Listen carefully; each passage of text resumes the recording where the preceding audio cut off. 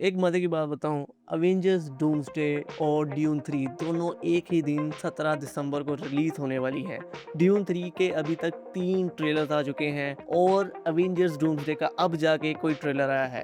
इतना इंतज़ार कौन करवाता है? बाकी यार मैंने ट्रेलर देखा, मज़ा आ गई। ट्रेलर 4 हिस्सों के अंदर डिवाइडेड था जिसके अंदर X-Men versus Avengers, Wakandas versus Talokan, Thor versus Doctor Doom और Fantastic Four with Avengers and Wakandas separate in the 2 teams. ये 4 मेन चीज़ों के ऊपर हमारा पूरा ट्रेलर घूमता है। एक-एक करके हर एक चीज़ के बारे में बात करेंगे starting with our first scene. Trailer बिल्कुल उसी सेम तरीके से ओपन अप होता है जैसे एक्स-मैन का टीजर ओपन हुआ था कि जो चार्ल्स सेवियर स्कूल है उसकी नेम प्लेट जमीन पर गिरी पड़ी होती है और फिर हम प्रोफेसर एक्स को देखते हैं कि वो खिड़की के बाहर किसी पेड़ को तबाह होता हुआ देख रहे हैं इनकर्जन्स की वजह से। और जो हम खिड़की को देखें वो भी टूटी-फूटी है और डॉक्टर के पीछे का जितना भी जगह है वो भी चीजें टूटी हुई हैं। इसी तरीके से यही जो सेम सीन था, ये जगह थी, वहां पर हम ट्रेलर के अंदर आगे चल के मैग्नीटो और चार्ल्स एक्जेवियर को बैठा हुआ देखेंगे तो वहां पर सब कुछ ठीक था, विच मीन्स के उस टाइम से लेके इस सीन के अंदर कुछ जितनी भी फाइट्स हम अवेंजर्स वर्सेस एक्समैन के अंदर आगे चल के देखेंगे वो सारी हो चुकी हैं और अब डॉक्टर चार्ल्स सारी जो तबाही है उसको देख रहे हैं। उसके बाद देन नेक्स्ट सीन हमारे पास काफी इंटरेस्टिंग है जहां पर हम फर्स्ट लुक देखते हैं डॉक्टर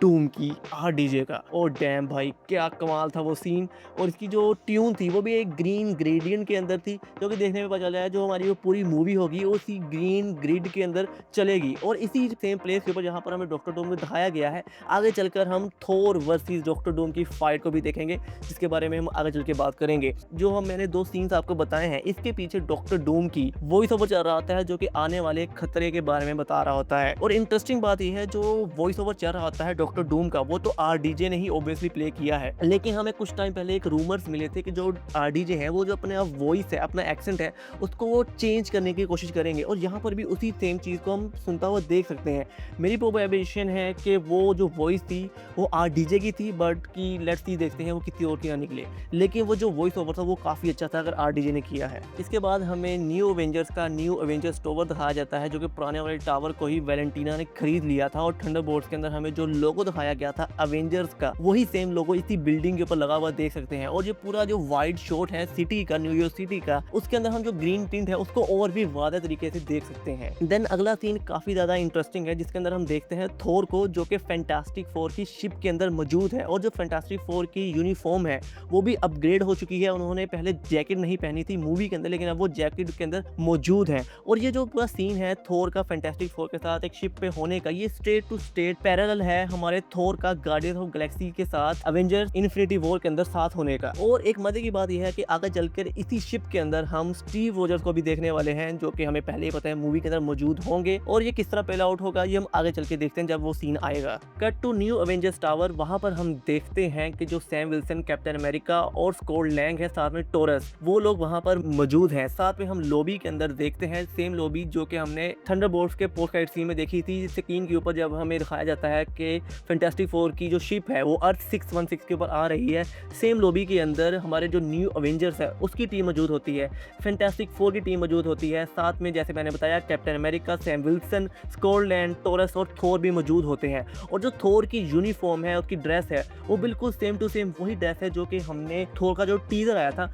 उसके अंदर देखी थी। और मजे की बात यहाँ पर यह है कि यहाँ पर हमें बेबी फ्रैंकलिन रिचर्ड्स नहीं दिखाया गया। फैंटास्टिक फोर के इस अर्थ 616 के ऊपर आने की वजह भी यही हो सकती है जो बेबी फ्रैंकलिन रिचर्ड्स है उसको डॉक्टर डूम ने किडनैप कर दिया है। इसके बारे में हम आगे चल के एक अलग वीडियो के अंदर बात करेंगे इन डिटेल। बाकी अभी ट्रेलर के ऊपर बात करें तो यहाँ पर इस सीन के अंदर लॉबी में थोर उनको एक बहुत कमाल की स्पीच देता है। थोर की जो स्पीच थी वो इतनी कमाल की थी ना कि वो पूरी मूवी की ट्यून को, डॉक्टर डूम का जो कहर है उस अभी बता देगी कि जिसके अंदर थोर बताता है कि वो मुख्तलिफ वॉरियर्स के साथ मुख्तलिफ वक्तों के अंदर लड़ा है। वो लोग बहुत ही ज्यादा पावरफुल थे, इवन के अगर जिस रूम के जितने भी लोग मौजूद हैं वो एक टीम में हो जाए और वो सारे वॉरियर्स एक अलग टीम में हो जाए तो वो वॉरियर्स सारे जीतेंगे, बुराई के खिलाफ, दुश्मन के खिलाफ लड़े और मरे। लेकिन अब जो खतरा आ रहा है वो उन वॉरियर्स ने जो खतरे देखे हैं उससे भी ज्यादा खतरनाक चीज़ आ रही है और वो बात डॉक्टर डूम के बारे में कर रहा होता है और वो उन सबको बताता है कि हमें चाहिए कि अपनी जो पर्सनल ग्रजेस है उनको साइड पर रखें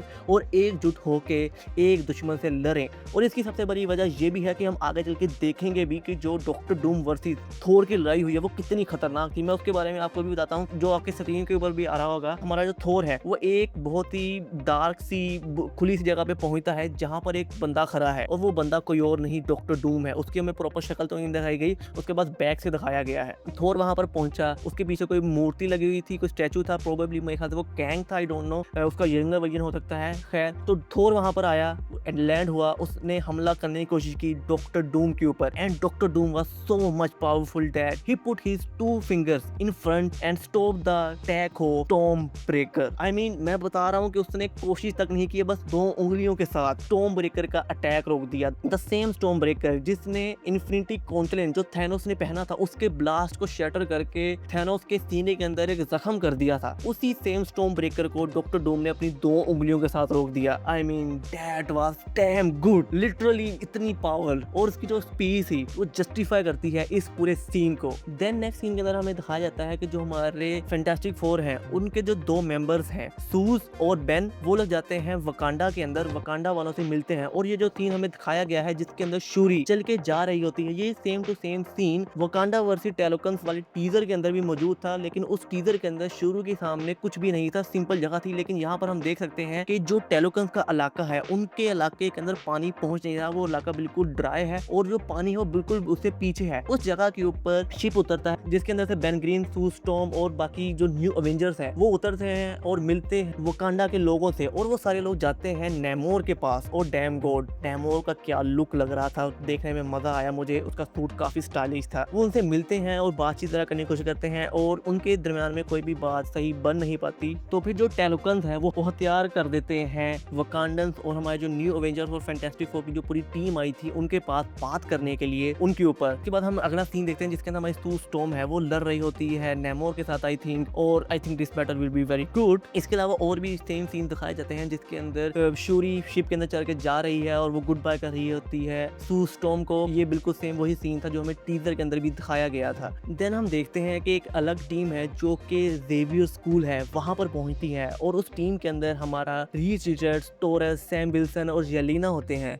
और फिर हम देखते हैं कि जो हमारा जेवियर स्कूल है वहां पर कुछ ब्लास्ट वगैरह हो रहा है और जहां पर हम देखते हैं हमारा जेम्स मार्टिन है उसके साइक्लोप्स को, जो कि पूरे कॉमिक बुक एक्यूरेट सूट के अंदर मौजूद होता है और वो किसी के ऊपर अटैक करने के लिए तैयार है। और यहाँ पर सेम जो हमने टीजर के अंदर भी सीन देखा था कि साइक्लोप्स रेज के अंदर आके ब्लास्ट कर रहा होता है, उसके पीछे कुछ सेंटिल्स वगैरह जा रहे होते हैं, सेम सीन यहाँ पर भी मौजूद है। इसके अलावा हम फाइट देखते हैं चैनिंग टैटम के गैम्बिट और शैंकिंग के दरमियान के अंदर, और साथ में एक और फाइट देखने को मिलती है जो कि काफी कूल थी मेरे मुताबिक, येलिना बेलोवा वर्सेस मिस्टीक, जो कि येलिना के अंदर ही ट्रांसफर होकर लड़ाई कर रही होती है। अब ये जो पूरी फाइट हो रही है अकॉर्डिंग टू मी इसका एक ही मतलब हो सकता है कि जैसे कॉमिक बुक्स के अंदर हुआ था कि जब 2 अर्थ आपस में पास आती थी इंकर्जन होने के लिए, जिसमें से दोनों अर्थ आपस में बचती थी और दोनों तरफ तबाह हो जाती थी। तो होता ये था कि एक अर्थ के सुपर दूसरी अर्थ पे जाते थे और वो उस अर्थ पे जाके सब लोगों को मारते थे, उस अर्थ को तबाह कर दिया करते थे। According to me there is something kind of that thing happen कि जो हमारे एवेंजर्स हैं या फिर जो हमारी टीम है जो कि एक्समैन के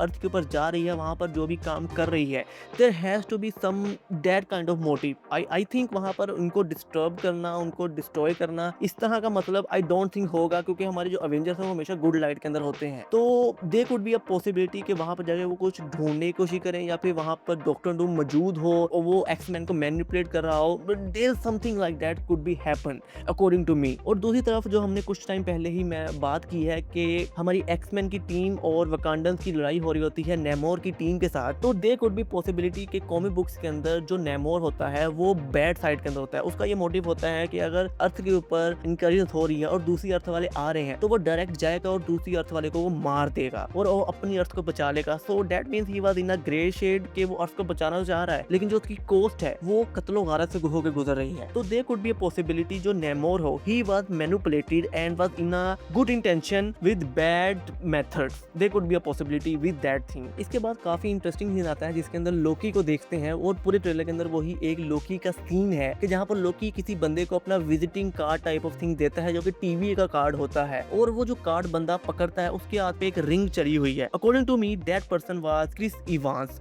जो लोकी है वो टाइम के अंदर पीछे आया है, उसी टाइम के अंदर जहाँ पर हमारे क्रिस इवांस स्टीव रॉजर्स ने सोचा था कि मैं वक्त में रुकता हूँ और पैगी के साथ अपनी जिंदगी को गुजारता हूँ। तो उसी टाइम के अंदर हमारा जो लोकी है वो वापस आया और उसने बताया कि कोई यूनिवर्स के अंदर खतरा आ रहा है, दिस कुड बी अ खतरा, डॉक्टर डूम तुम वापस आओ और मदद करो अपने एवेंजर्स की। So this could be a possibility, क्योंकि लोकी का जो बैकग्राउंड है उसका वो जो सारा कुछ है वो भी उसी सेम एस्थेटिक को मैच कर रहा है जो कि हमने स्टीव रॉजर्स का घर देखा था ना ट्रेलर के अंदर, और बाकी एंड गेम के अंदर भी जो घर दिखाया गया था एंडिंग के अंदर बिल्कुल ही, तो ये उसकी जो एस्थेटिक थी उससे बिल्कुल मैच कर रहा है। और आगे चल के जब हम ट्रेलर के अंदर देख भी रहे हैं कि जो स्टीव रॉजर्स और थोर का आपस में इंटरेक्शन हो रहा है, अकॉर्डिंग टू मी वहां पर क्रिस इवांस के स्टीव रॉजर्स को जो है अपने भाई थोर की मदद करने के लिए, according to me this could be a possibility. Then trailer का लास्ट सीन आता है जिसके अंदर हम थोर को कहता है सुनते हैं बैकग्राउंड के अंदर के वी नीड अ मिरेकल, और इसके बाद नेक्स्ट सीन के अंदर थोर को हम देखते हैं फैंटास्टिक फोर की शिप के अंदर खड़ा हुआ, क्योंकि पीछे जो कंप्यूटर वगैरह पड़े हैं वो फैंटास्टिक फोर की मूवी से ही रेफरेंस करते हैं। तो फिर हम देखते हैं वहां पर एंट्री होती है क्रिस इवांस के स्टीव रॉजर्स की। सबसे पहले तो थोर उसको यकीन ही नहीं करता कि वही स्टीव रॉजर्स है, तो वो अपना मेयोनेयर ऊपर करता है और मेयोनेयर के ऊपर जो टूट फूट के निशान बने होते हैं सेम गोज जो कि हमने देखा था थोर लव एंड थंडर के अंदर, तो उस मेयोनेयर को स्टीव रॉजर्स अपने हाथ में बुला लेता है और दैट मींस हमारा स्टीव रॉजर मूवी में वापस आ गया है। सो ट्रेलर तो एंड हो गया, लेकिन हमारे पास बहुत ही सारे सवाल छोड़ गया, जिनके अंदर कुछ सवाल तो मैंने पहले ही जवाब दे दिया, जैसे कि फैंटास्टिक फोर अर्थ 616 के ऊपर क्यों आए हैं, this could be a possibility कि फ्रैंकी रिचर्ड्स को किडनैप कर लिया गया है और मदद के लिए हमारे जो फैंटास्टिक फोर है वो अर्थ 616 के ऊपर आए हैं। अब 616 के ऊपर आने की स्पेशल वजह क्यों है, वो किसी और से अर्थ के ऊपर क्यों नहीं गए, this could be different things, इसके ऊपर एक अलग वीडियो के अंदर बात हो सकती है। साथ में एक और सवाल कि अवेंजर्स वर्सेस एक्समैन ये फाइट क्यों हो रही है, you know this has to be a big proper answer, जो मैं पहले ही बता चुका हूं। जैसे कॉमिक्स के अंदर एक टीम दूसरी टीम के अर्थ के ऊपर जाती थी, वहां पर लड़ती थी और जो टीम हारती थी उस टीम का जो अर्थ था उसको तबाह कर दिया जाता था। तो दिस कुड बी पॉसिबिलिटी, इस तरह कुछ यहाँ पर दिखाया जाए, लेकिन यहाँ पर डिस्ट्रक्शन वाला मामला ना हो। हमारे एवेंजर्स जो है वो एक्समैन के अर्थ के ऊपर जा रहे हैं लेकिन कुछ अच्छा काम करने के लिए, कुड बी अ पॉसिबिलिटी। इसके अलावा क्रिस इवांस है, उसका क्या मोटिव है, डॉक्टर डूम है, उसका इनिशियल मोटिव क्या है, वो क्या करना क्या चाहता है, इसके ऊपर बहुत सारे सवालात हैं और मेरे दिमाग में बहुत सारी थ्योरीज भी बन के आ रही हैं, जिनके ऊपर मैं एक एक करके अलग अलग वीडियोस के अंदर बात करना चाहूंगा। तब तक के लिए इसी वीडियो को इतना ही रखते हैं, मैं बोलने पे आऊंगा तो बहुत सारी बातें निकलेंगी, तो किसी और वीडियो के अंदर डिटेल में बात करते हैं। सो ये था मेरा पूरा ब्रेकडाउन पूरे ट्रेलर के ऊपर। आपको कैसा लगा मुझे कमेंट सेक्शन के अंदर जरूर फीडबैक देना। लाइक शेयर सब्सक्राइब, मैं मिलूंगा अगली वीडियो के अंदर। Good bye.